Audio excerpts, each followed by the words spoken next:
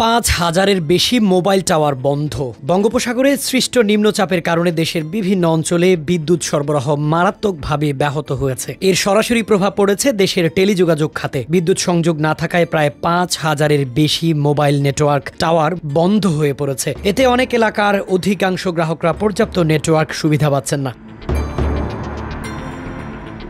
৩০ মে সকালে টেলিযোগাযোগ ও তথ্য প্রযুক্তি মন্ত্রণালয়ের প্রধান উপদেষ্টার বিশেষ সহকারী ফয়েজ আহমেদ তৈয়ব তার ফেসবুক পোস্টে এ তথ্য জানিয়েছেন। তিনি জানান, দুর্যোগ পরিস্থিতির কারণে ৩০ মে সকাল পর্যন্ত মোট ৫,৯০৪টি মোবাইল টাওয়ার বা সাইট সম্পূর্ণরূপে বন্ধ রয়েছে, যা দেশের মোট সাইট সংখ্যার প্রায় ৩৫.৮%।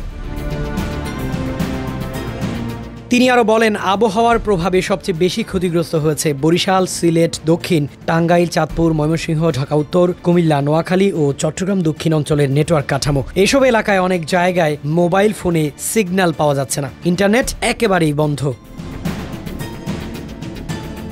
এছাড়া প্রাপ্ত তথ্যানুসারে সারা দেশে মোট ৮,২৬২টি মোবাইল টাওয়ার বা সাইট বিদ্যুৎ সংযোগ বিচ্ছিন্ন হয়ে মেইনস ফেইলরের আওতায় পড়েছে, যা মোট সাইট সংখ্যার প্রায় ৪৪%। বর্তমানে দেশে মোট ৬৪.২% সাইট সচল রয়েছে। টেলিকম অপারেটর ও টাওয়ার কোম্পানিগুলো বিকল্প ব্যবস্থায় নেটওয়ার্ক সচল রাখতে ৬২৪টি সাইটে পোর্টেবল জেনারেটর সংযুক্ত করেছে। এছাড়া আরও ৫০৪টি জেনারেটর পথে রয়েছে, যেগুলো দ্রুত ক্ষতিগ্রস্ত সাইটগুলোতে স্থাপন করে পুনরায় সেবা চালু করার চেষ্টা করছে।